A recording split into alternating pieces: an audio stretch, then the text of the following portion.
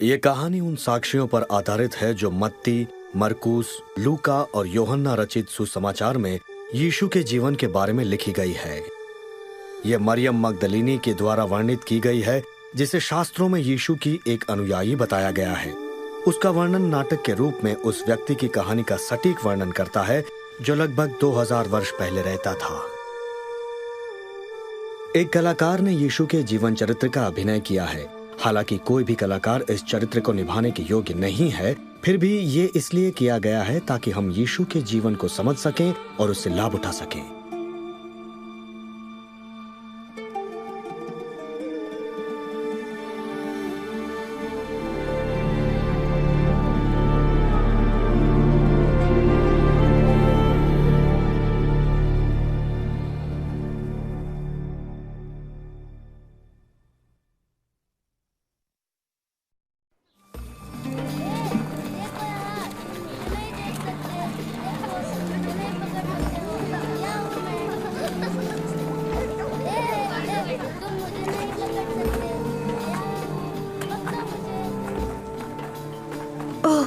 देखो, परमेश्वर हर शाम को कितनी खूबसूरत बनाते हैं। ये मुझे उनके महान प्रेम के बारे में बताती है जो मेरे लिए है, तुम्हारे लिए है। परमेश्वर जिन्होंने ये सब रचा है, पता नहीं वो मुझे देखते भी होंगे। जानना तो दूर की बात है। परमेश्वर शायद किसी पवित्र व्यक्ति को ही प्यार करेंगे, लेकिन मुझ जैसी को नहीं। रिवका, अगर तुम मेरे साथ उन 3 सालों तक रहती जिनमें उन्होंने हमें सिखाया। वो गुरु यीशु। सफीरा, क्या हमें उनके बारे में बताओगी? हाँ, हमें अपनी कहानी सुनाओ ना। जरूर सुनाऊंगी। आओ।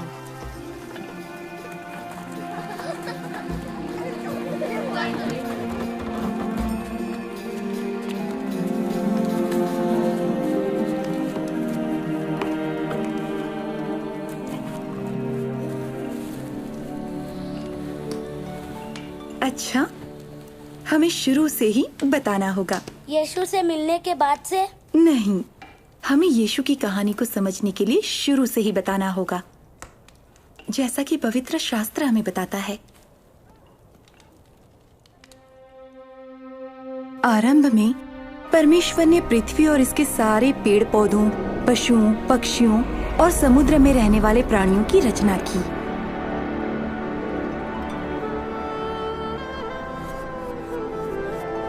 मिट्टी से उन्होंने पहले आदमी को बनाया और उसके नथनों में जीवन का श्वास फूंका। पहला आदमी आदम कहलाया। परमेश्वर ने कहा, आदमी के लिए अकेला रहना अच्छा नहीं, मैं इसके लिए एक योग्य साथी बनाऊंगा। इसलिए परमेश्वर ने आदम की एक पसली ली और उससे उन्होंने स्त्री की रचना की, जिसका नाम हव्वा था। उसे सिर से नहीं बनाया कि वो उस पर शासन, पैर से नहीं बनाया कि वो उसके द्वारा रौंदी जाए, उसकी बगल में से ताकि उसे सुरक्षा मिले, और दिल के पास से ताकि उसे प्यार मिले। प्रेम के परमेश्वर ने पुरुष और स्त्री को परमेश्वर के चरित्र को प्रकट करने के लिए और उनके साथ मिलजुल कर रहने के लिए बनाया। उन्होंने उन्हें अपनी सारी सृष्टि पर शासन करने का अधिकार दिया। आदम और हव्वा परमेश्वर की उपस्थिति में एक सुंदर बगीचे में रहते थे, जिसे परमेश्वर ने उनके लिए बनाया था। परमेश्वर उनके साथ बाग में घूमते थे और बात करते थे, और वहाँ कोई दुख नहीं था, शोषण नहीं था और मृत्यु भी नहीं थी। परमेश्वर ने आदम से कहा, तू बाग के सब वृक्षों के फल खा सकता है, सिवाय भले या बुरे ज्ञान के वृक्ष के फल के। अगर तू उसका फल खाएगा तो अवश्य मर जाएगा।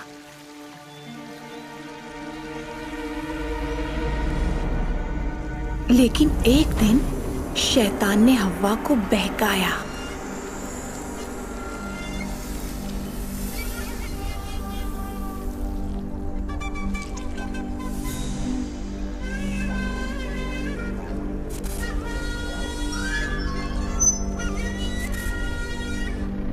उसने फल तोड़ा और उसे खाया और उसका कुछ हिस्सा अपने पति को भी दिया और उसने भी खाया।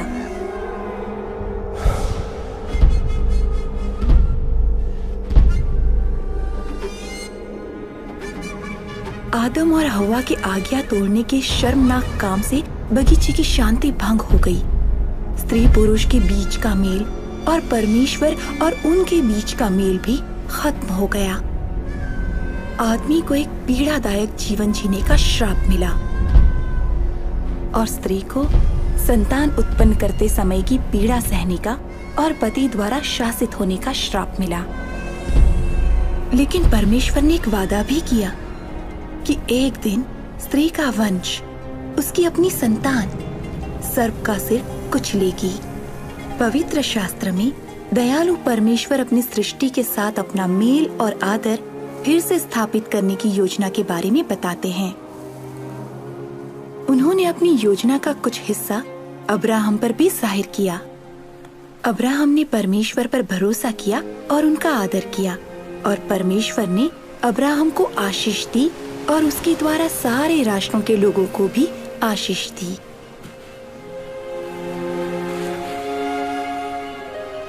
परमेश्वर ने उसे समुद्र की रेत की तरह या आकाश के तारों की तरह अनगिनत वंश देने की प्रतिज्ञा की। अब्राहम ने परमेश्वर पर विश्वास किया, इसलिए परमेश्वर ने उसे अपना एक धर्मी दास होने का दर्जा दिया और उसे परमेश्वर का मित्र कहा। एक दिन परमेश्वर ने अब्राहम की परीक्षा ली। उन्होंने अब्राहम से कहा कि अपने बेटे को लेकर उनके लिए बलि चढ़ाए।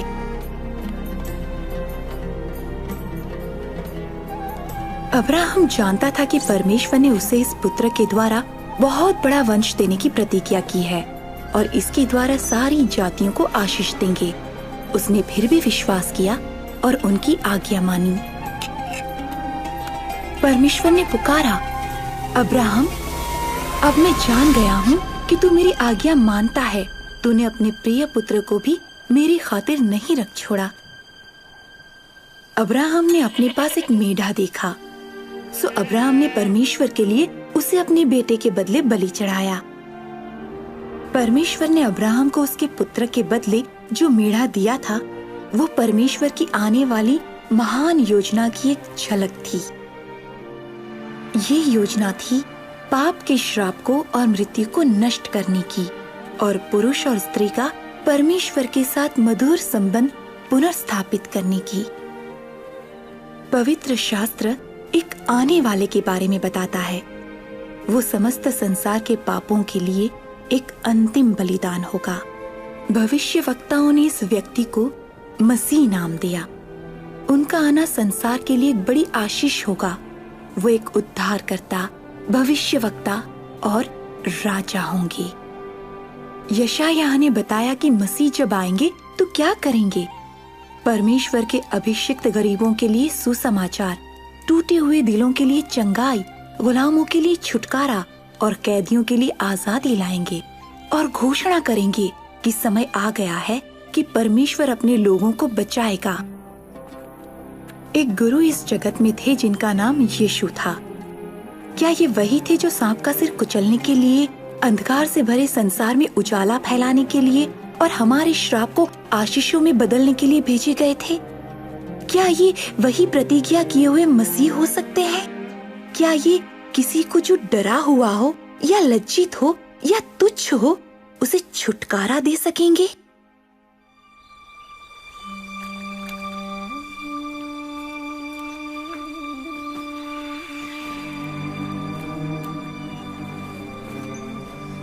नासरत में एक युवती रहती थी जिसका विवाह यूसुफ नाम के व्यक्ति के साथ होना तय था।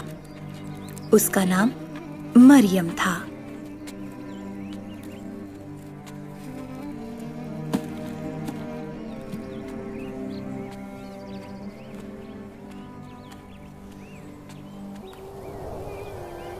परमेश्वर आपके साथ है और उन्होंने आपको बड़ी आशीष दी है। भयभीत ना हो मरियम, परमेश्वर ने आप पर अनुग्रह किया है। आप गर्भवती होंगी और एक पुत्र को जन्म देंगी और आप उसका नाम यीशु रखना। लेकिन मैं तो कुंवारी हूँ। ये कैसे हो सकता है? पवित्र आत्मा आप पर उतरेगा और परमेश्वर की सामर्थ आप पर छाया करेगी। जो बच्चा आपसे उत्पन्न होगा वो महान होगा और परम प्रधान का पुत्र कहलाएगा। और देखें, यहां तक कि आपकी कुटुंबिनी एलिशबा के भी बुढ़ापे में पुत्र होने वाला है। ये उनका जो बांझ कहलाती थी 6वां महीना है, क्योंकि परमेश्वर के लिए कुछ भी असंभव नहीं।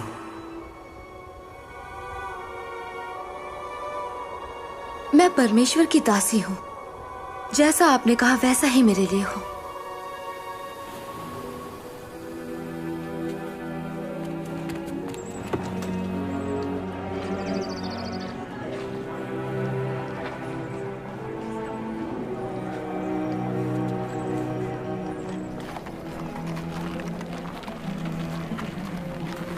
इसलिए मरियम जल्दी से अपनी कुटुंबिनी एलीशिबा से मिलने गईं।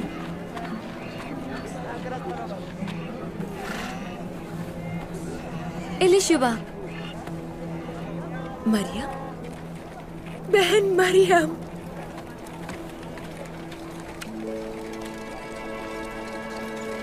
ओह, तो ये सच है। लेकिन तुम सारी स्त्रियों में बहुत ही धन्य हो और तुम्हारे गर्भ का बच्चा भी धन्य होगा। मेरे साथ ये महान बात क्यों हुई कि मेरे प्रभु की माँ मुझसे मिलने मेरे घर आई। जैसे ही मैंने तुम्हारा अभिवादन सुना, मेरे गर्भ का बच्चा खुशी से उछल पड़ा। मेरा हृदय प्रभु की बड़ाई करता है। मेरे प्राण मेरे मुक्तिदाता परमेश्वर के कारण आनंदित है, क्योंकि उन्होंने अपनी दासी को स्मरण किया है। अब से सारे लोग मुझे धन्य कहेंगे। मरियम एलीशिबा के साथ 3 महीने तक रहीं।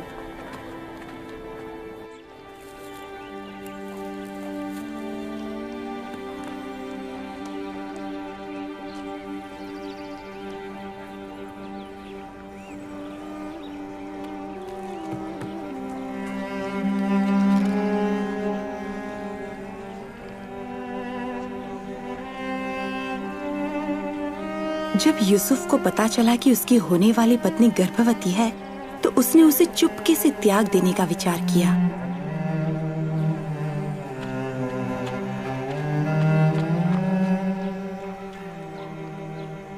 लेकिन परमेश्वर ने अपना एक दूत यूसुफ के स्वप्न में भेजा। आप मरियम को अपनी पत्नी के रूप में घर ले आने से मत डरें, क्योंकि जो उनके गर्भ में है वो पवित्र आत्मा की ओर से है।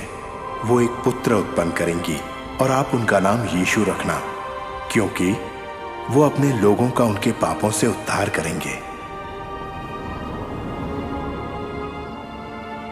सो यूसुफ मरियम को अपनी पत्नी बना के अपने यहाँ ले आए।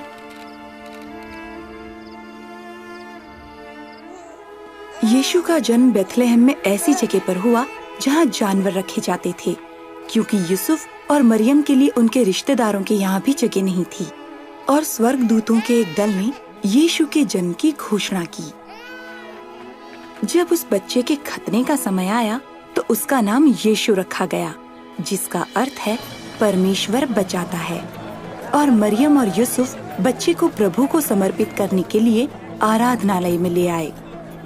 वहाँ शमौन नाम का एक भविष्यवक्ता उन्हें मिला।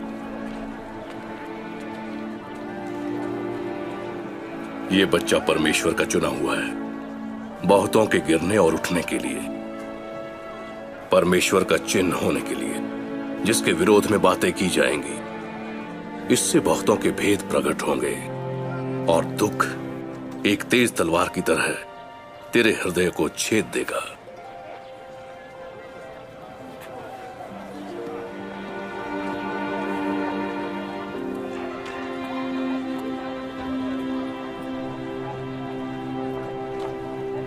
और जब मैंने उनकी कहानी सुनी, तो मैं जान गई कि यीशु एक सामान्य भविष्यवक्ता से कहीं बढ़कर हैं।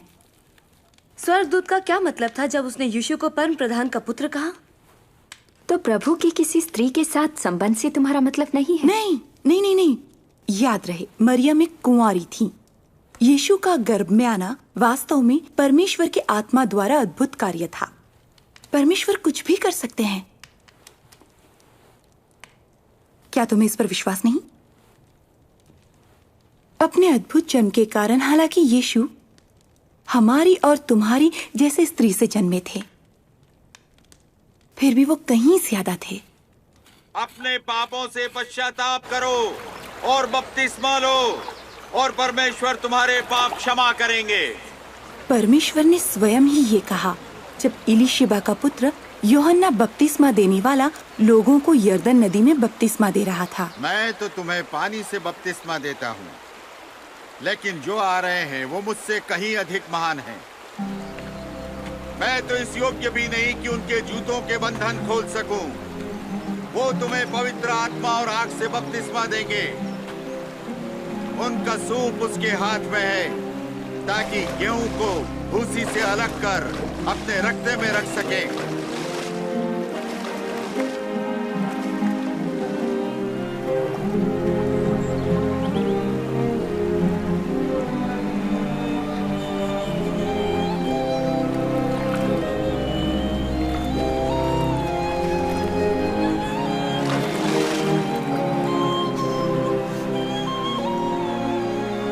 और पवित्र आत्मा यीशु पर एक कबूतर की तरह उतरा और स्वर्ग से एक आवाज आई और उसने कहा,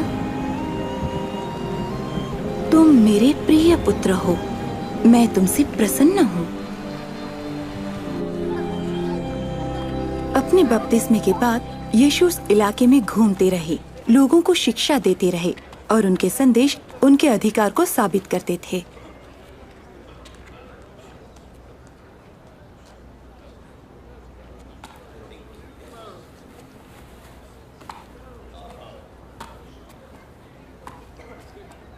क्या ये मरियम का पुत्र नहीं है? हाँ वही है। चुप रहो।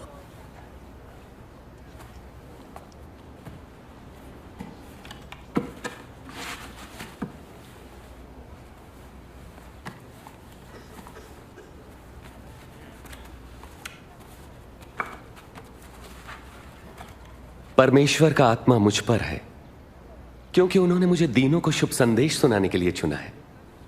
उन्होंने मुझे भेजा है कि मैं बंदियों को मुक्ति और अंधों को दृष्टि पाने का संदेश दूं, सताए हुए लोगों को मुक्त करने के लिए और यह घोषणा करने के लिए कि समय आ गया है जब परमेश्वर अपने लोगों को बचाए। वो अच्छा बोलता है।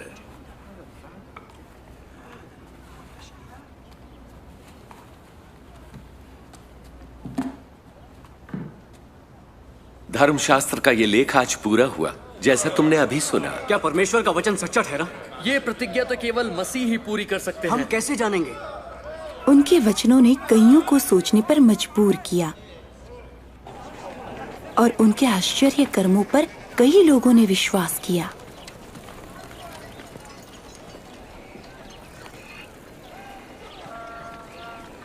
ये वही है। वो बाज नहीं आएगी।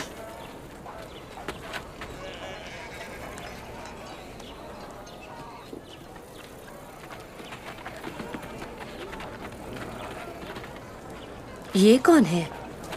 ये वो गुरु है जो नासरत से आए हैं, यीशु। कैसी हो? ठीक हूँ। वापस जाओ, तुम्हारा यहाँ कोई काम नहीं है।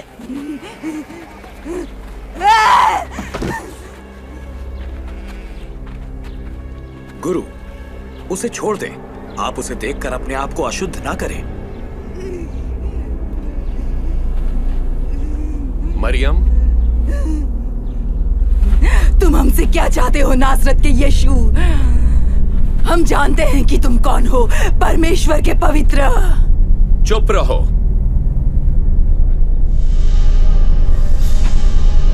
दुष्ट आत्माओं,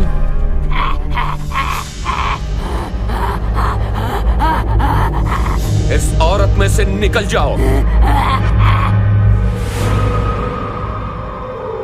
वो मर गई। उसने उसे मार डाला। क्या वो उसे छूने जा रहे हैं? नहीं, एक पवित्र पुरुष को ऐसा काम नहीं करना चाहिए। मरियम, अब्राहम की बेटी,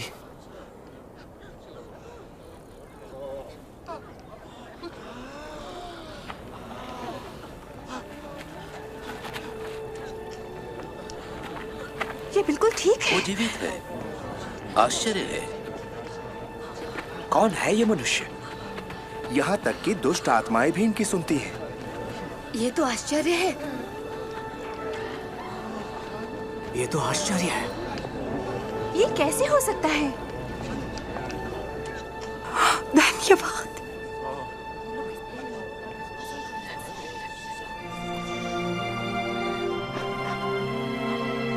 धन्यवाद।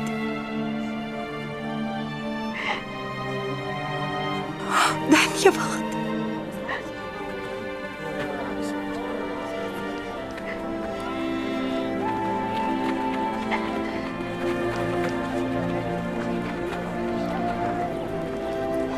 उस दिन के बाद से मैं उनकी अनुयायी बन गई। मैं वो करना चाहती थी जो परमेश्वर को अच्छा लगे।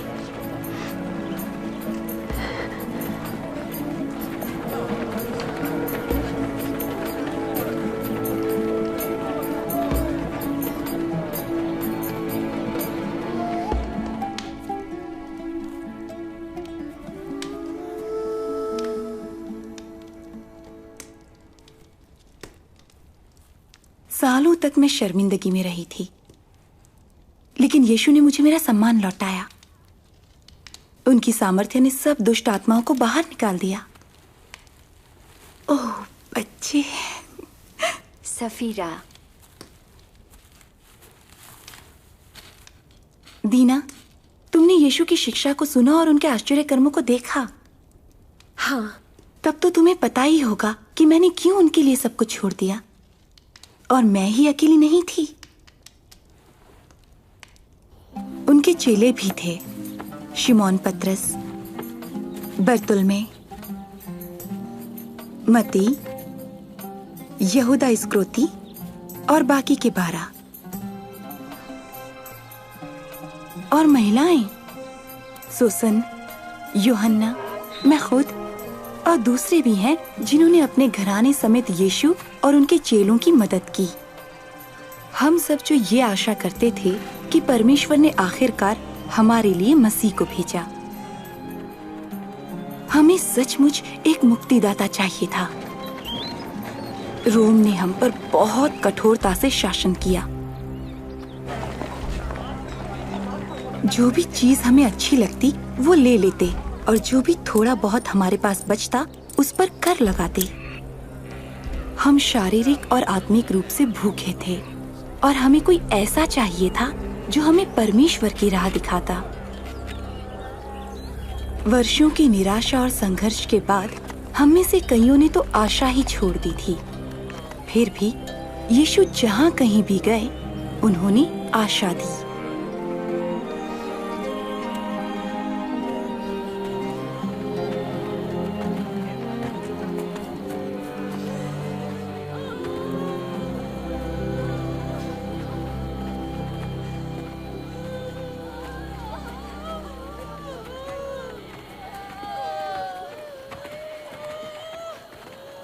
वो कौन है? एक जवान लड़का, एक विधवा का इकलौता बेटा।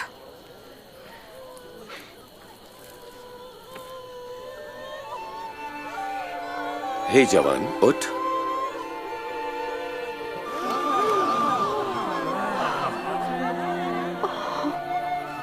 हमारे बीच एक महान भविष्यवक्ता आए हैं।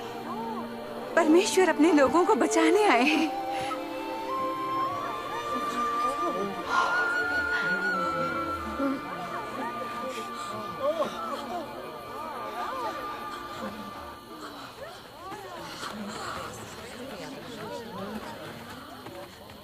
धन्य हो तुम जो दीन हो, परमेश्वर का राज्य तुम्हारा है। धन्य हो तुम जो भूखे हो, क्योंकि तुम तृप्त किए जाओगे। धन्य हो तुम जो रोते हो, तुम हर्षित होगे। धन्य हो तुम जब लोग धिक्कारें, नकारें और अपमानित करें और मेरे कारण तुम्हें बुरा कहें।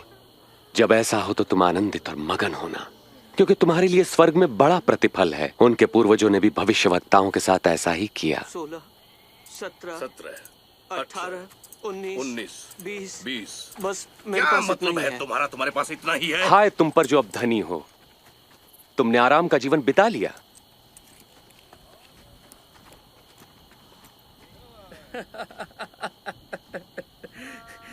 जो धनी ना बनना चाहे वो कोई पागल ही होगा। हाय तुम पर जो अब हंसते हो, तुम रोगे और विलाप करोगे। अफसोस जब लोग तुम्हारी बड़ाई करें, क्योंकि उनके पूर्वजों ने भी झूठे भविष्यवक्ताओं के लिए यही किया। पर मैं तुम लोगों से कहता हूं, शत्रुओं से प्रेम रखो, घृणा करने वालों का भला करो, जो श्राप दे उन्हें आशीष दो, बुरा करने वालों के लिए प्रार्थना करो।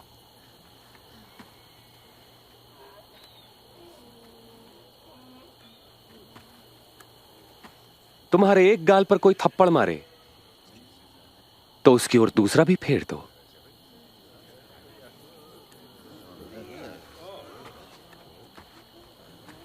कोई तुम्हारा अंगर खा ले तो अपनी कमीज भी उसे दे दो। किसी भी मांगने वालों को मना मत करो। यदि कोई तुम्हारी वस्तु ले ले तो उसे वापस मत मांगो। तुम वही करो जैसा व्यवहार तुम दूसरों से चाहते हो। यदि तुम अपनों से प्रेम रखने वालों से प्रेम रखते हो तो तुम्हें आशीष क्यों कर मिलेगी? पापी भी अपने प्रेम रखने वालों से प्रेम रखते हैं।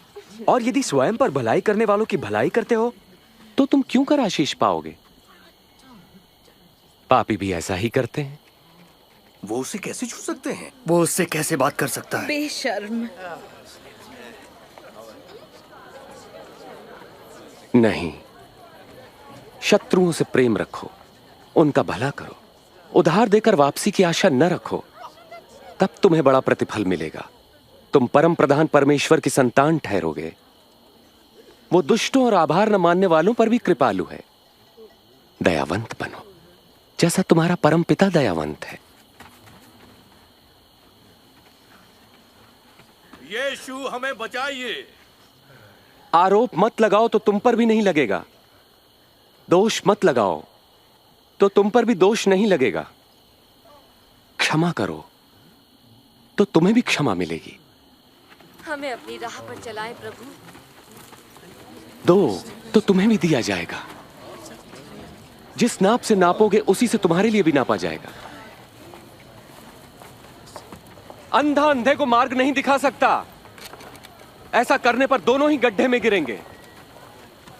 अपने भाई की आंख के तिनके को क्यों देखते हो जबकि अपनी ही आंख का लट्ठा नहीं देख पाते?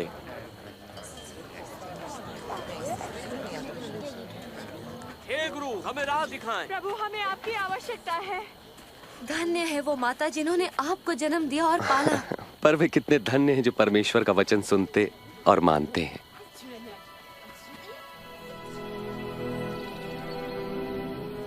यीशु ने सिखाया कि परमेश्वर पापियों से दुश्मनों जैसा व्यवहार नहीं करते कि उन्हें नष्ट कर दिया जाए, बल्कि उन्हें खोई हुई भेड़ के समान समझते हैं और अपने गले में शामिल करने के लिए ढूंढते हैं। हमें पता नहीं था कि ऐसे लोगों को भी मान और प्यार दिया जाना चाहिए जो सदियों से तुच्छ जाने जाते थे, और विदेशी संस्कृति के मिश्रित लोग जो हमें नापसंद थे। ये पता चला जब यीशु ने सामरिया की यात्रा की। ये कौन औरत है जिससे सब घृणा करते हैं? ये एक सामरी है। क्या यही काफी नहीं है? चलो, हमें भोजन खरीदना है और हम नहीं चाहते कि गुरु को इंतजार करना पड़े।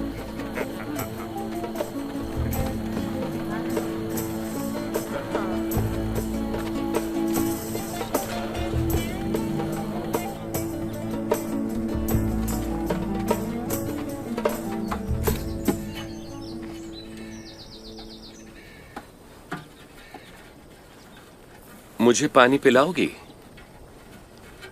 तुम एक यहूदी हो, मैं एक सामरी औरत हूँ। तुम मुझसे पानी कैसे मांग सकते हो? अगर तू जानती कि परमेश्वर क्या दे सकते हैं और जो तुझसे पानी मांग रहा है वो कौन है, तो उससे मांगती तो वो तुझे जीवन का जल देता। लेकिन तुम्हारे पास गहरे कुएं से पानी निकालने के लिए कुछ भी नहीं है। तुम पानी कहाँ से लाओगे? हमारे पूर्वज याकूब ने हमें ये कुआं दिया था। उसने, उसकी संतानों ने, उसकी भेड़ बकरियों ने इससे पिया। तुम याकूब से बड़े होने का दावा तो नहीं कर रहे हो ना? जो कोई ये जल पिएगा वो फिर प्यासा होगा, लेकिन जो जल मैं दूंगा उसे पीकर वो फिर कभी प्यासा न रहेगा। जो जल मैं दूंगा वो उसमें एक सोता बन जाएगा जो अनंत जीवन के लिए उमड़ता रहेगा। तो मुझे भी वो पानी दो कि मैं फिर कभी प्यासी ना रहूं और ना फिर मुझे यहाँ पानी भरने आना पड़े। जा अपने पति को बुला ला और जल्दी आ। मेरे पास पति नहीं है। तूने सच ही कहा था कि तेरे पास पति नहीं है। तूने 5 आदमियों से विवाह किया और अब जिसके साथ है वो भी तेरा पति नहीं है। तूने मुझसे सच ही कहा। आप तो भविष्यवक्ता लगते हैं। मेरे सामरी पूर्वज इस पर्वत पर परमेश्वर की उपासना करते थे, पर यहूदी कहते हैं यरूशलेम में हमें परमेश्वर की आराधना करनी चाहिए। मेरा विश्वास कर, वो समय आता है कि तुम परमेश्वर की आराधना न तो इस पर्वत पर करोगे और ना ही यरूशलेम में। तुम सामरी वाकई नहीं जानते कि तुम किसकी आराधना करते हो, लेकिन वो समय आ रहा है, बल्कि आ ही चुका है, जब परमेश्वर के आत्मा के सामर्थ्य से लोग पिता की आराधना आत्मा और सच्चाई से करेंगे, जैसा कि प्रभु चाहते हैं। परमेश्वर आत्मा है और सिर्फ उनके आत्मा के सामर्थ्य से ही लोग उनकी सच्ची आराधना कर सकते हैं। ये है वो औरत। वे उससे क्या बातें कर रहे हैं? क्या वे जानते हैं वो कौन है? मैं जानती हूँ कि मसीह जरूर आएंगे, और जब वो आएंगे तो वो हमें पूरी बात बताएंगे। मैं वही हूं।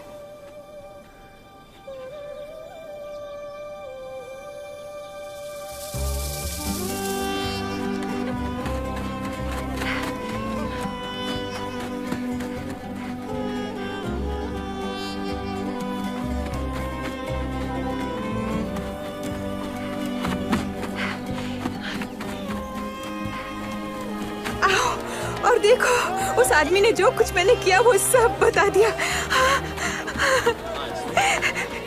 क्या वो मसीह हो सकते हैं? मसीह? प्रतिज्ञा किया हुआ? ऐसा नहीं हो सकता। आओ और देखो, आओ। गुरु, कुछ खा लें। मेरे पास जो भोजन है उसके बारे में तुम कुछ नहीं जानते। क्या कोई उनके लिए खाना लाया है? मेरा भोजन ये है कि अपने भेजने वाले की आज्ञा मानूं और जो उन्होंने मुझे काम दिया है उसे पूरा करूं। फसल पक चुकी है और कटने के लिए तैयार है।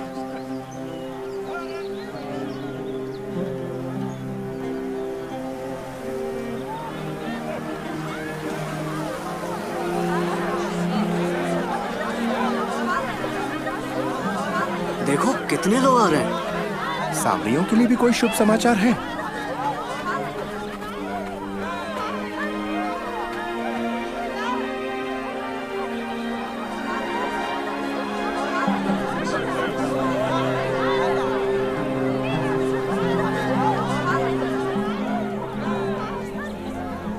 शहर के लोग यीशु के पास आए और उनसे विनती करने लगे कि उनके साथ रहें और उन्हें शिक्षा दें।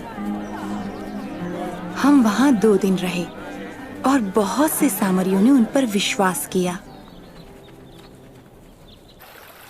मांगो तो तुम्हें दिया जाएगा, ढूंढो तो तुम पाओगे, खटखटाओ तो तुम्हारे लिए द्वार खोला जाएगा। क्योंकि जो कोई मांगता है उसे मिलता है, और जो कोई ढूंढता है वो पाता है, और जो खटखटाता है उसके लिए द्वार खोला जाता है। तुम में से कौन ऐसा पिता होगा जब उसका पुत्र उससे रोटी मांगे तो वो उसे पत्थर देगा, पानी मांगे तो जहर देगा? सो जब तुम बुरे होकर अपने बच्चों को अच्छी वस्तुएं देना जानते हो, तो तुम्हारे परमपिता परमेश्वर अपने मांगने वालों को पवित्र आत्मा क्यों ना देंगे? मैं तुमसे कहता हूं, अपने प्राण की चिंता न करो कि हम क्या खाएंगे, और ना ही अपने शरीर की कि क्या पहनेंगे, क्योंकि प्राण भोजन से बढ़कर और शरीर वस्त्रों से बढ़कर है। पक्षियों को देखो, वे न बोते हैं, न काटते हैं और न ही उनके कोई भंडार है, फिर भी परमेश्वर उन्हें खिलाते हैं। और तुम तो पक्षियों की तुलना में कहीं बढ़कर हो। तुम में से कौन चिंता करके अपनी आयु बढ़ा सकता है? जब तुम ये छोटा सा काम नहीं कर सकते तो फिर बाकी की चिंता क्यों करते हो? इन फूलों को देखो, ये कैसे बढ़ते हैं। ये किसी तरह का परिश्रम नहीं करते। राजा सुलेमान इनमें एक के समान सुंदर वस्त्र न पहन सका। यदि परमेश्वर मैदान की घास को सजाते हैं जो आज है और कल आग में झोंकी जाएगी, तो निश्चय ही वे तुम्हें भी वस्त्र पहनाएंगे। हे अल्पविश्वासियों, हमारे विश्वास को और बढ़ाएं। यदि तुम्हारा विश्वास राई के दाने के भी बराबर हो तो तुम इस पेड़ से कहो कि जड़ से उखड़कर समुद्र में जा पड़, तो वो तुम्हारा कहा मान लेता।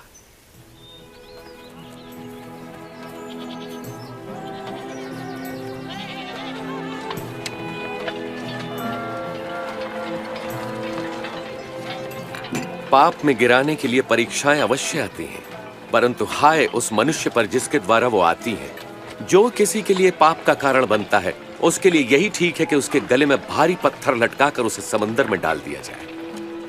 परमेश्वर का राज्य किसके समान है? ये कुछ ऐसा है जैसे किसी मनुष्य ने राई का एक दाना अपने खेत में बो दिया और उसका पौधा बड़ा होकर ऐसा पेड़ हो जाता है कि पक्षी आकर उसकी डालियों पर बसेरा करते हैं। मुझे नहीं पता वो किस बारे में बात कर रहा है। चुंगी लेने वालों और पापियों के साथ क्यों खाता पीता है? पापी? स्वस्थ लोगों को वैद्य की आवश्यकता नहीं होती, परंतु रोगियों को है। जो बहिष्कृत है, मैं उनको पश्चाताप का संदेश देने आया हूं, सम्मानितों को नहीं।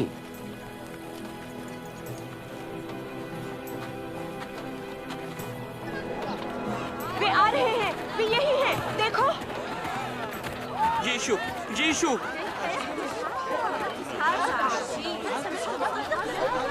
मैं आपसे विनती करता हूँ, मेरी इकलौती बेटी को बचा लें। प्रभु दया करें। वो केवल 12 साल की है और मरने पर है। मेहरबानी करके मेरे साथ चलें। अगर मैं उनका कपड़ा ही छू सकूं, तो मैं ठीक हो जाऊंगी। यायर, मुझे दुख उन्हें है। अकेला छोड़ दो यायर। तेरी बेटी मर गई है। गुरु को अब कष्ट ना दे।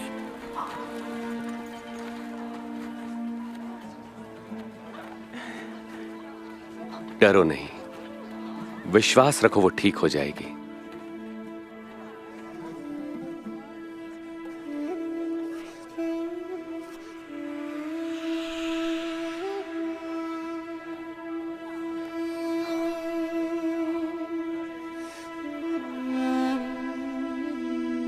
किसने मुझे छुआ?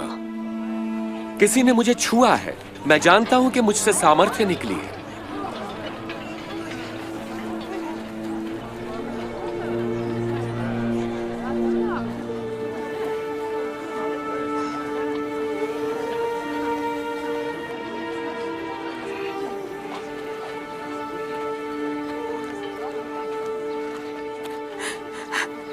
ये मैं हूं जिसने आपको छुआ है।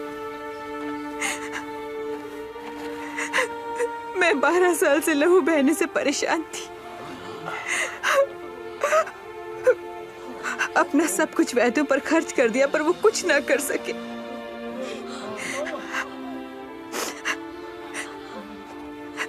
लेकिन जब मेरी उंगलियों ने आपके दामन को छुआ, मैं चंगी हो गई।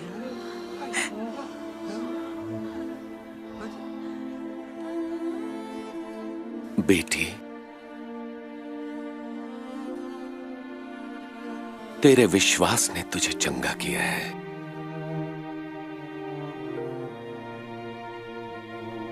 शांति से जा।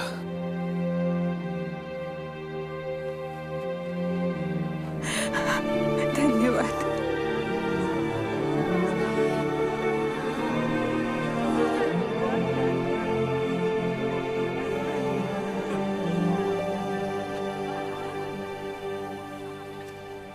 उन्होंने उसे बेटी कहा? हाँ, जो हमारे नियम के अनुसार 12 सालों से अशुद्ध थी। उन्होंने उसकी शर्मिंदगी देखी और उसे इज्जत दी। मैं नहीं जानती कि किससे उसे चंगाई मिली, यीशु की सामर्थ्य से या उनकी दया से।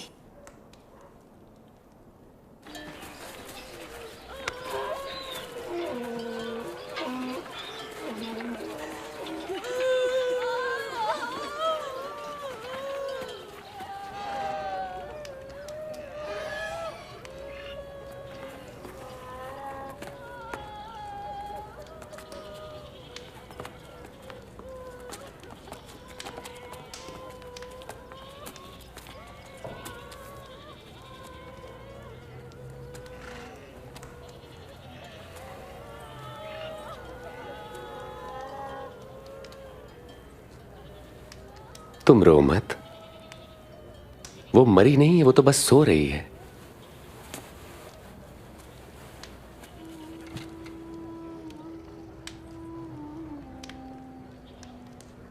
बेटी उठो।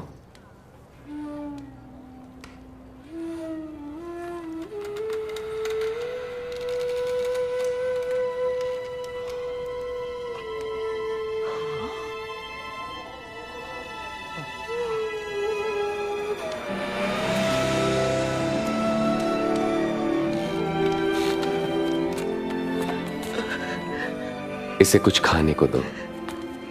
ध्यान रहे, यहां जो हुआ है किसी से न कहना।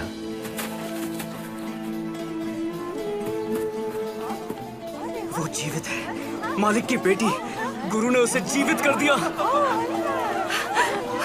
परमेश्वर की स्तुति हो, वो जीवित है। उनके अद्भुत कर्मों की चर्चा फैलती गई और ज्यादा से ज्यादा लोग उनके पीछे चलने लगे।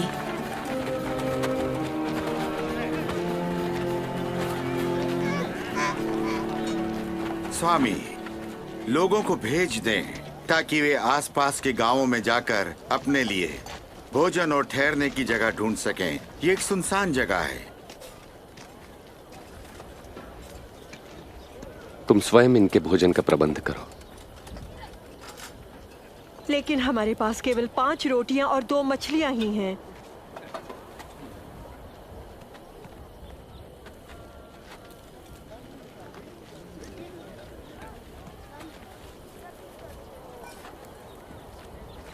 धन्य हैं आप प्रभु परमेश्वर, सृष्टि के मालिक, जो धरती पर अन्न उपजाते हैं।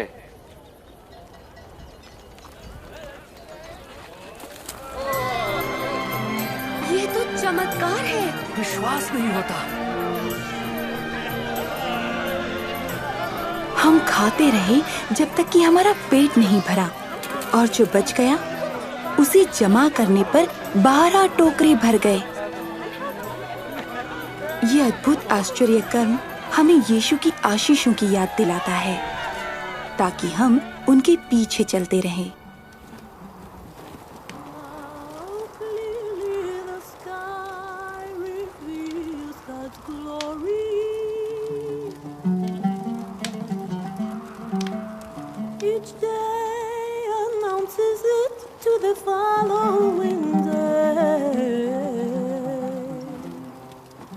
क्या तुम में से कोई मेरे साथ आएगा? मैं आपके पीछे चलूंगा गुरुजी, पर पहले मैं जाकर अपने घर वालों से विदा ले लूं। जो कोई अपना हाथ हल पर रखकर पीछे देखता, वो परमेश्वर के राज्य के योग्य नहीं।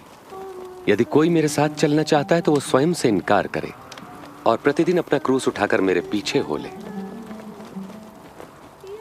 क्योंकि जो कोई अपने प्राण बचाना चाहेगा वो उसे खोएगा, और जो कोई मेरे लिए अपने प्राण खोएगा वो उसे बचाएगा।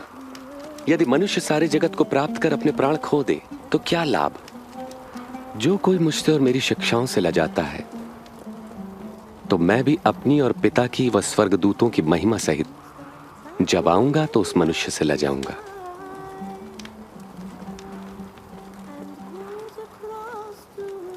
सच कहता हूं, यहां कुछ ऐसे भी हैं कि जब तक परमेश्वर का राज्य न देख ले मृत्यु नहीं देखेंगे।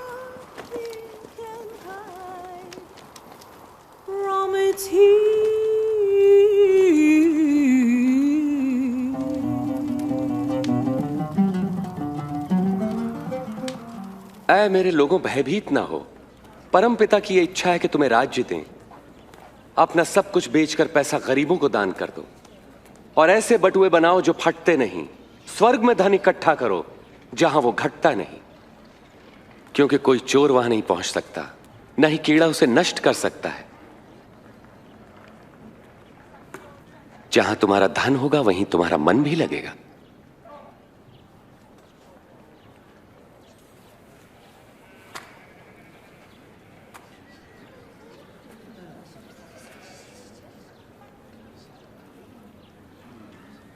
हे नारी, तुम अपनी बीमारी से मुक्त हुई।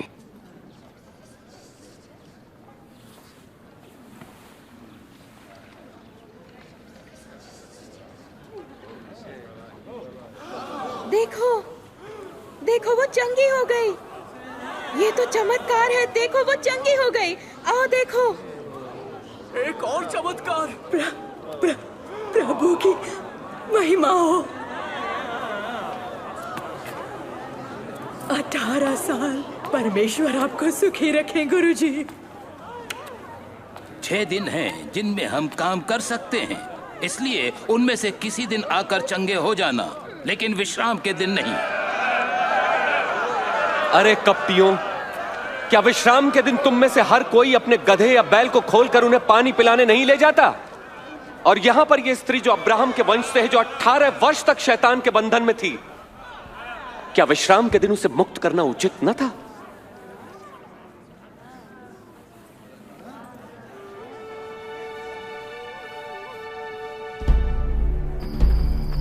रोमी अधिकारी और हमारे धार्मिक गुरु यीशु की लोकप्रियता से चिंतित हो गए। मैंने तो सुना है कि बहुत से लोगों ने उसे अपना राजा मान लिया है। राजा? राजा भिखारियों, वेश्याओं और चोरों का? उसके समान हमने बहुत देखे हैं। वो आके अपने दावे करके चले जाते हैं, लोग उन्हें भूल जाते हैं। अनजान मत बनो, उसके अनुयायी प्रतिदिन बढ़ रहे हैं, उसकी सराहना करते हैं और लोग। सोचते हैं कि वो राजा है। मैं तुम्हें चेतावनी दे रहा हूं, अगर इस आदमी ने शांति भंग की तो आप ही जिम्मेदार होंगे।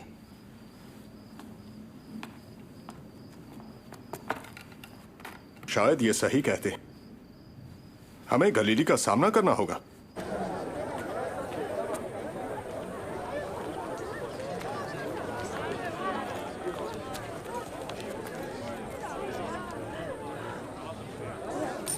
ये बहुत कम है। सिर्फ 2 छोटे सिक्के। क्या ज्यादा नहीं दे सकती? मैं कहता हूं, इस निर्धन विधवा ने सबसे ज्यादा दान दिया है, क्योंकि दूसरों ने अपने बहुत से धन में से थोड़ा सा दिया है, परंतु इसने गरीब होते हुए भी अपनी सारी जीविका और पूंजी दे दी। हमें बताइए, आपको ये कहने का क्या अधिकार है? आपको ये अधिकार किसने दिया? अब मैं तुमसे एक प्रश्न पूछता हूं, यूहन्ना को बपतिस्मा देने का अधिकार परमेश्वर से मिला था या मनुष्य से? हमें नहीं मालूम कि यह अधिकार कहां से मिला। तो मैं भी तुम्हें नहीं बताता कि मैं ये सब कुछ किस अधिकार से करता हूं।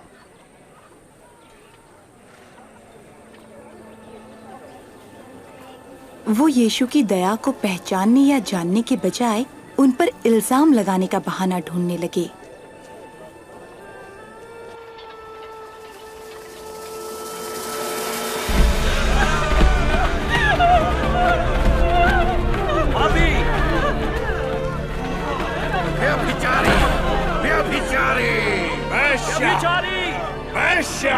गुरु, ये औरत व्यभिचार करते हुए रंगे हाथ पकड़ी गई है। हमारे नियम में मूसा ने आज्ञा दी है, ऐसी औरत को पथरवाह करके मार डालना चाहिए। पथरवाह करो, पत्थरवाह करो। आप क्या कहते हैं?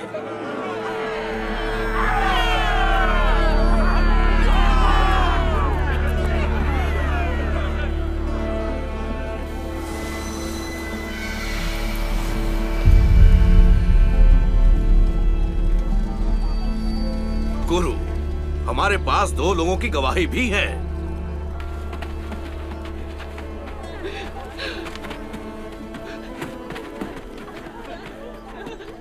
हम इस औरत के साथ क्या करें? आदमी कहाँ है? नियम कहता है कि उस पर भी मुकदमा चले।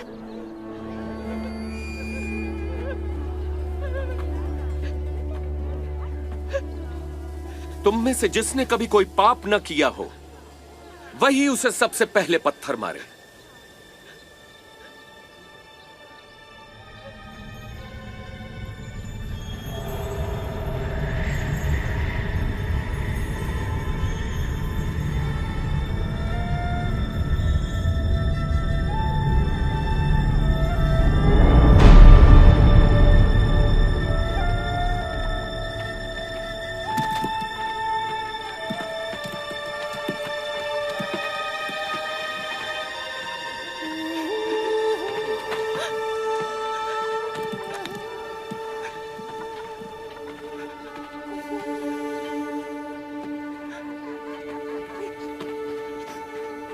हे औरत,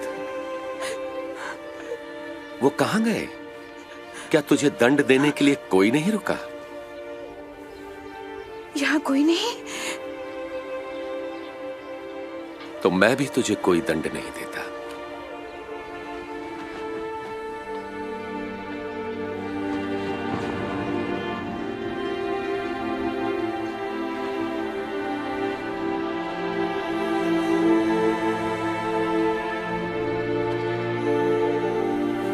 जा और अब फिर कभी पाप मत करना।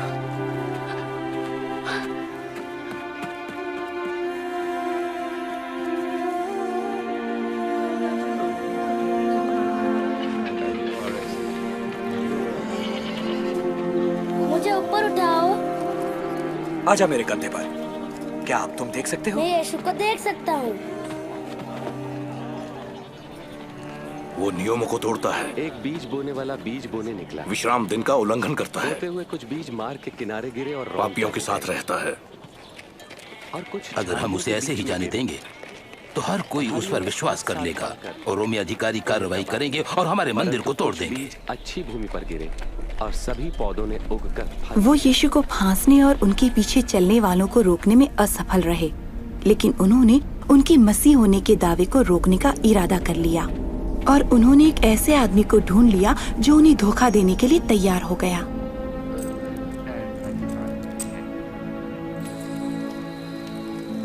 यीशु अक्सर अपने शिष्यों के साथ जैतून पर्वत पर प्रार्थना के लिए जाते थे। उस रात वो बहुत परेशान दिखाई दे रहे थे।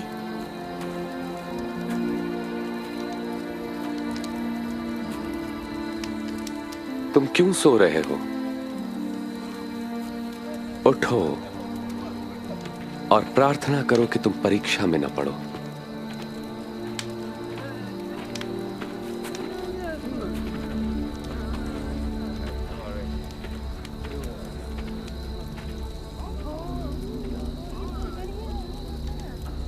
यहूदा,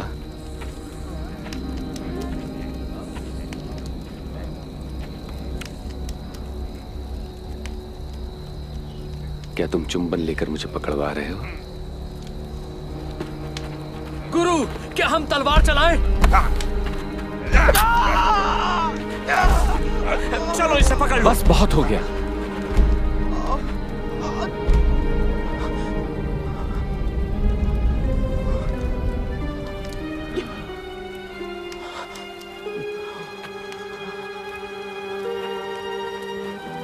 मुझे डाकू समझकर तुम तलवारें और लाठियां लेकर आए हो। मैं मंदिर में हर दिन तुम्हारे साथ था, तब तुमने मुझे नहीं पकड़ा। ये तुम्हारे सक्रिय होने की घड़ी है, जबकि अंधकार का साम्राज्य है।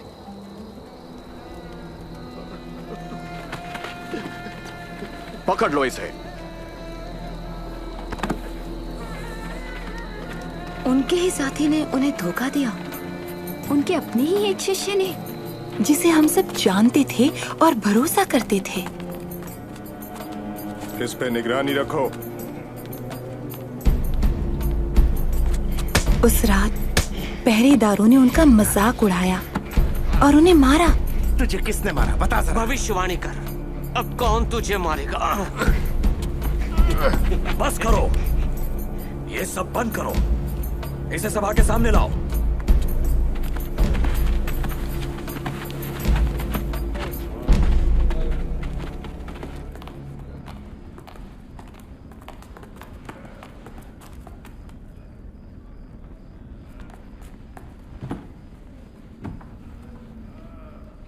ये बता हमें, क्या तू सचमुच मसीह है?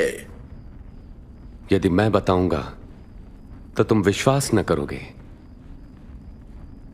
यदि मैं तुमसे प्रश्न पूछूं तब तुम उत्तर न दे सकोगे। लेकिन अब से मैं निश्चय ही सर्वशक्तिमान परमेश्वर के दाहिनी ओर बैठूंगा। तो तू क्या परमेश्वर का पुत्र है? हां, मैं हूं। उसने परमेश्वर की निंदा की है। तुम लोगों ने परमेश्वर की निंदा सुनी। हमने खुद अपने कानों से उसे कहते सुना है। वो दोषी है और उसे मृत्युदंड मिलना ही चाहिए। हम इसे पिलातुस के पास ले जाएंगे। हाँ, ले जाओ इसे। इसलिए वो उन्हें रोमी शासक पुन्तियुस पिलातुस के पास ले गए। एक निर्दयी शासक पिलातुस, जो हजारों को क्रूस पर चढ़ाने के लिए जिम्मेदार था। और तुम लोग मुझसे इतनी सुबह सुबह क्या चाहते हो? हमने इस आदमी को लोगों को बहकाते पकड़ा है। इसने मंदिर के बाजार में खलबली मचा दी। हमने उसे दोषी पाया। हमने इसे लोगों को कर देने से मना करते और अपने को मसीह और राजा कहते हुए सुना है। राजा? क्या तू इन यहूदियों का राजा है? तुमने खुद कहा। कैसर के सिवा हमारा कोई हमारे राजा नहीं। कानून के अनुसार वो मृत्यु दंड का अधिकारी है, क्योंकि वो अपने आप को परमेश्वर का पुत्र कहता है।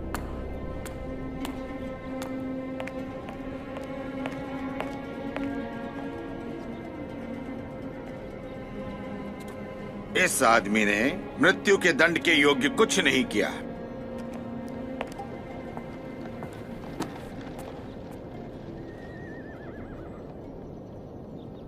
इसलिए मैं उसे पिटवाकर छोड़ देता हूं। अगर तुम उसे छोड़ते हो तो तुम कैसर से गद्दारी करोगे।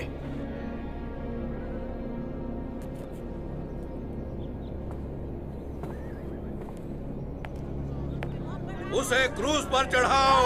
उसे क्रूस पर चढ़ा दो। तुम उसे कोड़े मारो। जो कोई अपने आप को राजा कहता है वो कैसर से बगावत करता है। तुम किसका इंतजार कर रहे हो पिलातुस? ले जाओ इसे, मार डालो, क्रूस पर चढ़ा दो। उन्होंने कुछ भी गलत काम नहीं किया।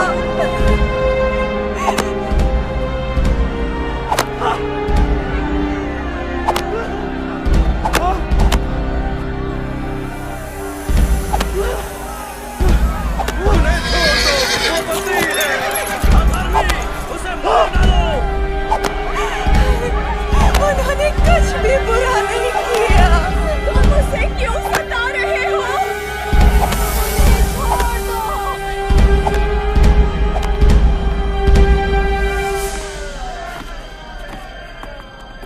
उसे क्रूस पर चढ़ाओ।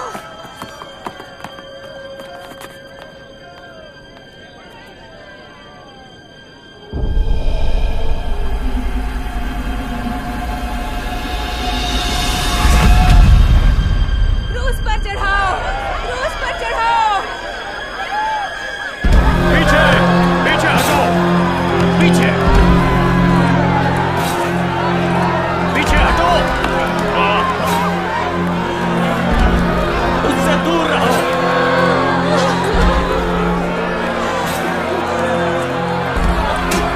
पीछे हटो। पीछे पीछे हटो। तुम पीछे हटो। रास्ता दो। अलग हटो। तुम रास्ते से अलग हो। चलो जब मैं कहता हूं। उठो। तुम क्या नाम है तुम्हारा? शिमोन कुरेनी हुजूर। मेरे साथ चलो। काट दो रस्सी।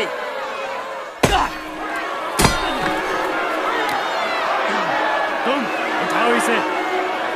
चलो आगे बढ़ो। पीछे छोड़ो उसे। छोड़ो उसे।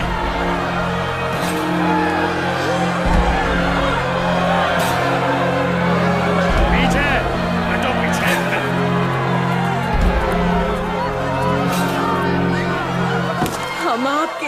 रोते हैं प्रभु, पी लीजिए इसे। हाँ, पी ले प्रभु। यरूशलेम की स्त्रियों, मेरे लिए नहीं, अपने और अपने बच्चों के लिए रो। जब ये लोग मेरे साथ ऐसा व्यवहार कर रहे हैं तो तुम्हारे साथ क्या कुछ ना होगा। प्रभु आपकी मदद करें। हम आपके लिए प्रार्थना करेंगे।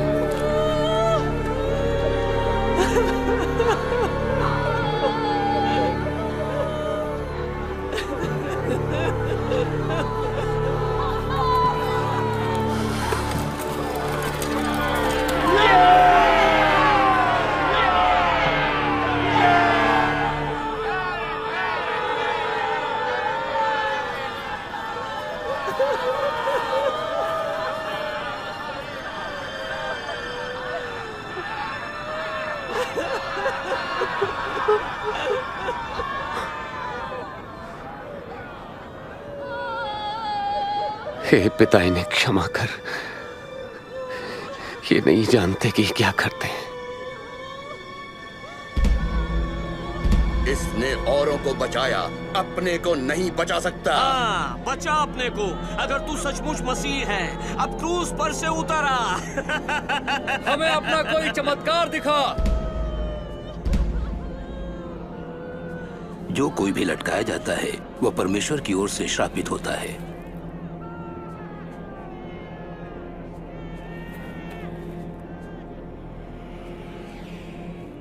और दुख तेज तलवार की तरह मेरा हृदय छेद देगा। और दुख एक तेज तलवार की तरह तेरे हृदय को छेद देगा।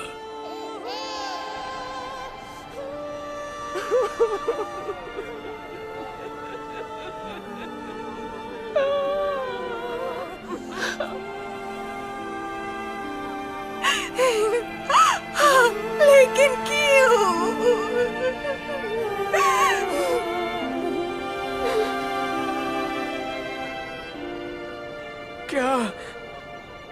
क्या तू मसीह नहीं? तो फिर अपने आप को और हमें बचा ले। क्या तुम परमेश्वर से भी नहीं डरते?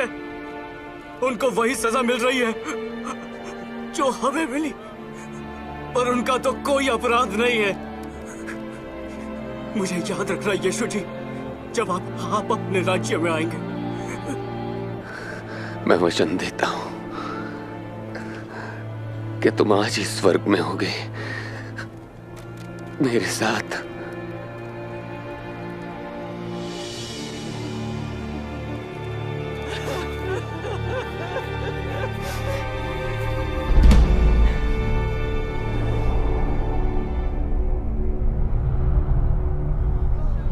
और दोपहर से लगभग 3 घंटे तक सारे देश में अंधकार छाया रहा।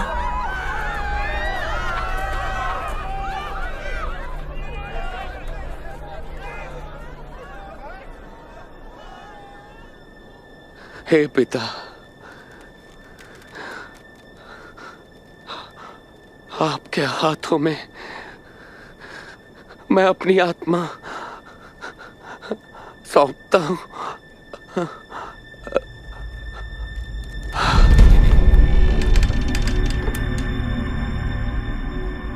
परमेश्वर की महिमा हो। निश्चय ही ये एक धर्मी मनुष्य थे।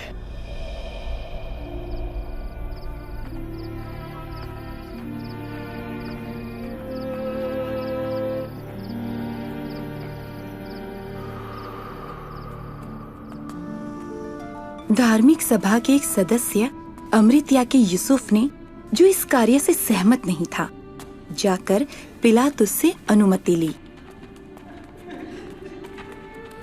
कि प्रभु यीशु के मृत शरीर को विश्राम के दिन से पहले ही कब्र में रखा जा सके।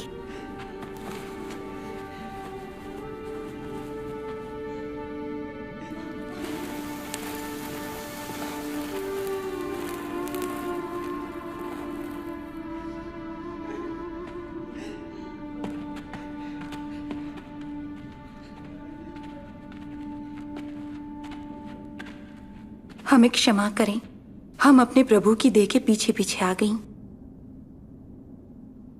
सभी आ सकते हैं, लेकिन चलो, विश्राम दिन शुरू होने वाला है।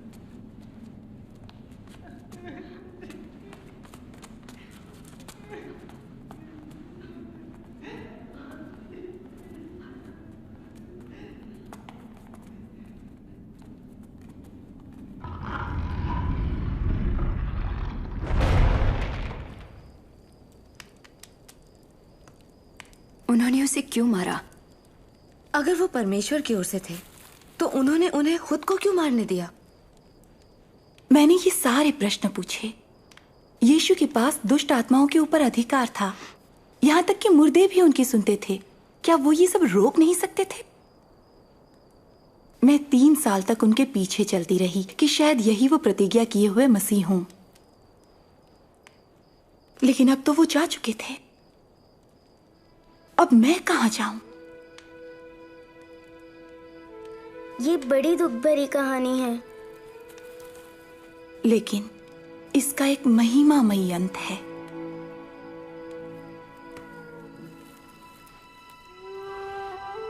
रविवार की सुबह यीशु को क्रूस पर चढ़ाने के बाद ये 3रा दिन था जब हम सुगंधित द्रव्य तैयार करके कब्र पर गए, उनकी देह पर लगाने के लिए। कब्र का पत्थर हटा हुआ है।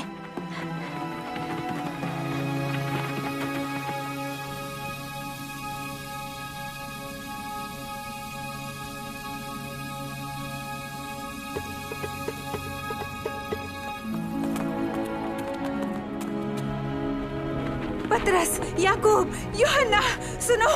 वो पत्थर लुढ़का हुआ था। हम अंदर गए, लेकिन हमारे प्रभु जा चुके थे। वो प्रभु को कब्र से निकाल कर ले गए हैं और पता नहीं कहाँ रख दिया है। क्या हमारे प्रभु का शरीर ले गए? जाओ और अपनी आंखों से देखो।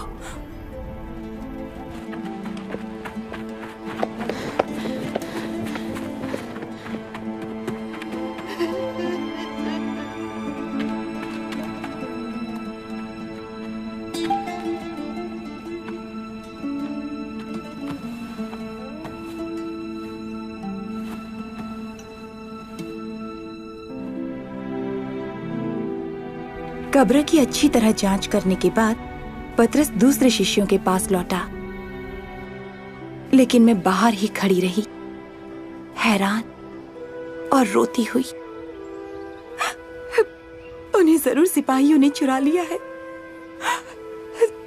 या फरीसियों ने। उन्होंने हमारी सारी आशा खत्म कर दी। कम से कम वो हमारे लिए उनका शरीर ही छोड़ देते।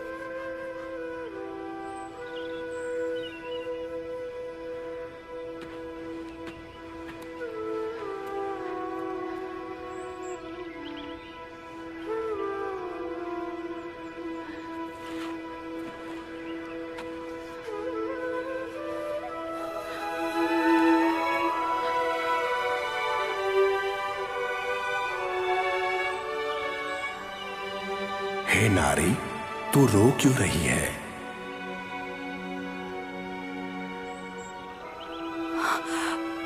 वो मेरे प्रभु को ले गए हैं। मैं नहीं जानती उन्हें कहाँ रखा है। हे नारी, तू क्यों रो रही है? किसको ढूंढ रही है तू? देख, अगर तूने उन्हें उठा लिया है तो मुझसे कह दे कि उन्हें कहाँ रखा है और मैं उन्हें ले जाऊंगी। मरियम। गुरु, मुझे मत छू, क्योंकि मैं अब तक पिता के पास ऊपर नहीं गया। आप जीवित हैं प्रभु। जा और ये खबर मेरे भाइयों को सुना।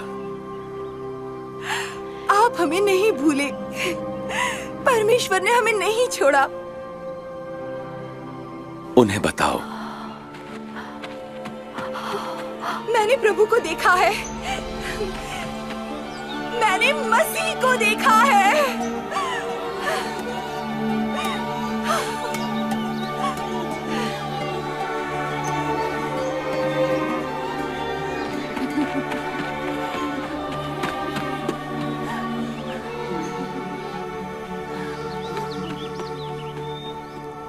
क्या वो जीवित हो गए हैं?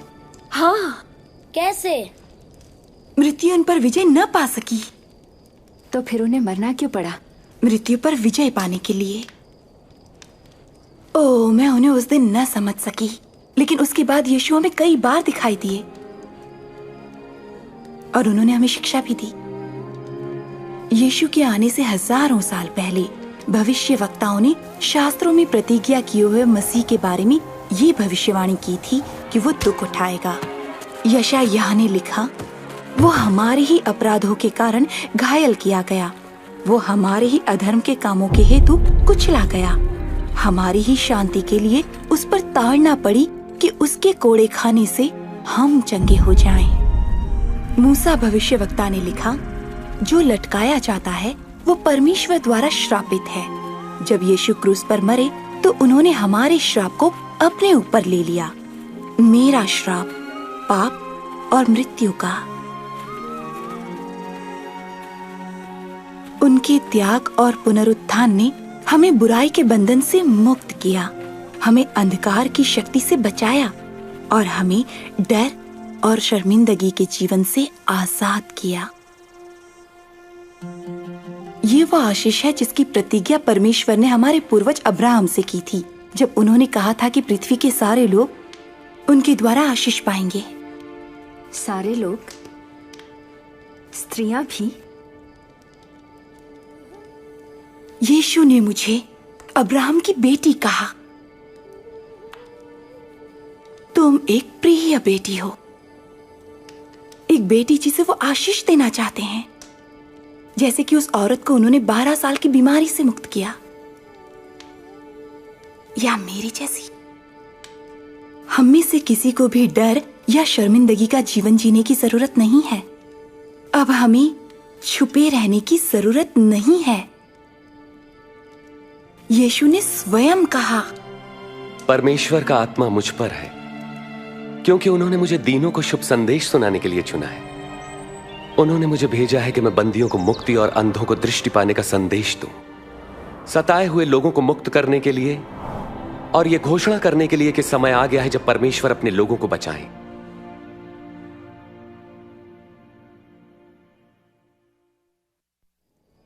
यीशु ने लोगों को छुआ, बीमार महिलाओं को भी जो अशुद्ध समझी जाती थीं, और उन्हें चंगा किया।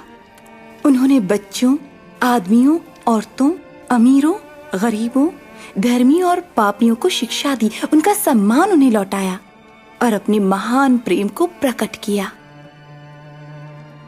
उन्होंने लोगों को चंगाई दी, दुष्ट आत्माओं को निकाला, स्त्री, पुरुष और बच्चों को शैतान के बंधन से आजाद किया। इस प्रकार उन्होंने अपना अधिकार दुष्ट और हर प्रकार की आत्मा पर प्रकट किया। यीशु बेटे बेटियों को मृतकों में से वापस ले आए।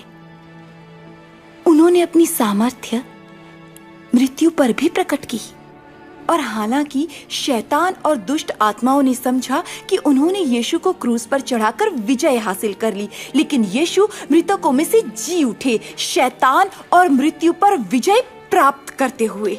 तो क्या वो मसीह थे? केवल प्रतिज्ञा के मसीह ही ये सब काम कर सकते थे जो यीशु ने किए।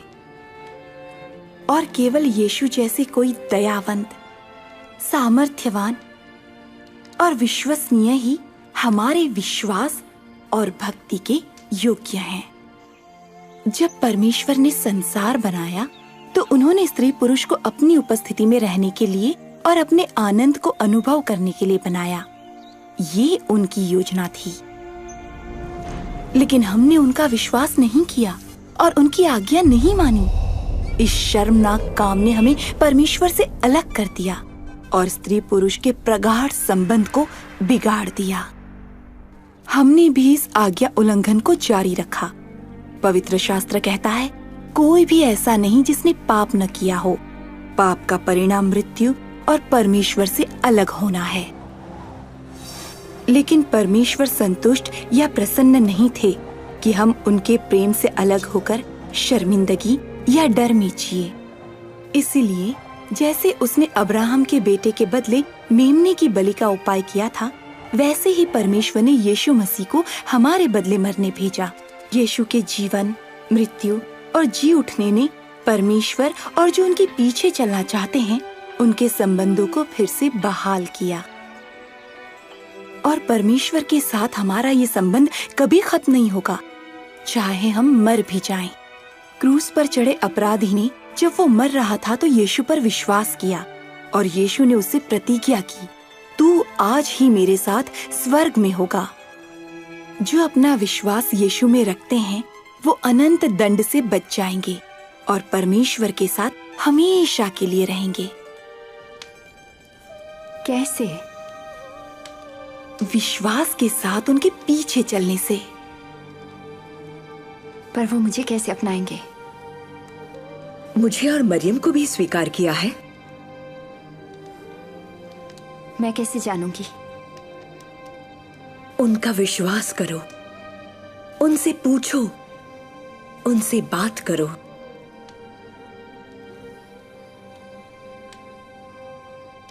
परमेश्वर हमारे स्वर्गीय पिता, आप पवित्र और धर्मी हैं। धन्यवाद आपका कि आप मुझसे प्रेम करते हैं। मैंने आपके विरुद्ध पाप किया है। आपका धन्यवाद कि आपने प्रतिज्ञा किए हुए मसीह को भेजा कि वो शर्मिंदगी और अपराध बोध को नष्ट कर दें। आपका धन्यवाद कि वो मेरे बदले मरे। मैं अपने जीवित उद्धारकर्ता के पीछे चलना चाहता हूँ। धन्यवाद कि आपने मुझे क्षमा किया और मुझे अपना लिया।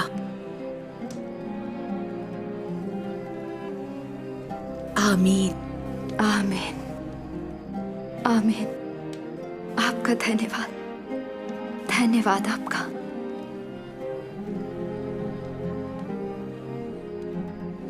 यीशु ने कहा, मेरी भेड़ें मेरी आवाज सुनती हैं, मैं उन्हें जानता हूं, वो मेरे पीछे चलती हैं।